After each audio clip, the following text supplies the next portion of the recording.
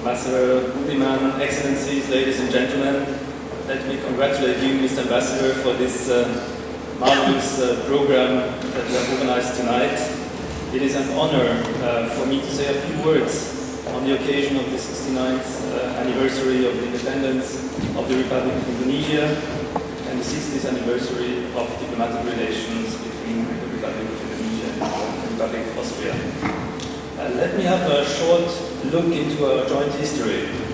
On 9 May 1950, the Austrian Council of Ministers decided upon the legal recognition of Indonesia by Austria.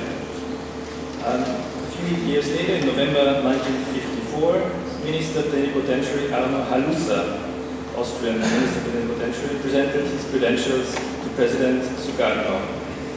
Ever since that time, the friendly relations between our two countries have flourished, and Indonesia has always been a stable and very reliable partner for Austria. President Sukarno was a frequent visitor to Vienna, and sometimes on an official basis, sometimes on a private basis, and was always a welcome guest of the Austrian president. Over the decades, the bilateral cooperation constantly deepened.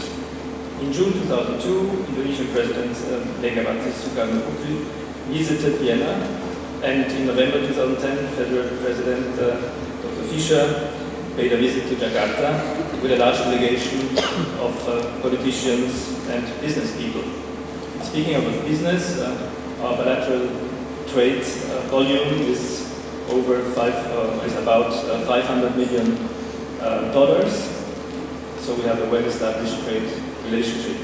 Several big Austrian companies have made investments in Indonesia, as Ambassador already mentioned. One of the fields in which Austria is offering technology to Indonesia is renewable and sustainable energy production, including hydroelectric power. In a memorandum of understanding signed in May of this year, Austria and Indonesia agreed to further enhance cooperation in this field. In an effort to promote green technology, Austria has built the first green embassy worldwide in Jakarta. The purpose is to showcase the use of sustainable architecture in a tropical climate, presenting a way of saving energy and water by using solar panels, shaded windows, etc. University cooperation is another field of fruitful exchanges between both our countries.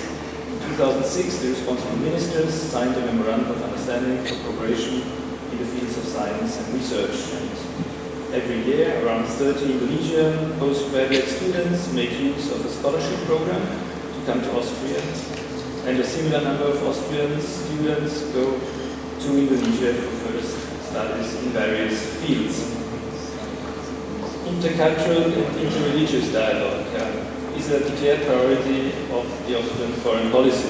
The intercultural dialogue between Indonesia and Austria started in May 2009 with a meeting in Vienna and was followed with a symposium in Yogyakarta in 2010. Since then, a number of meetings have taken place in this regard.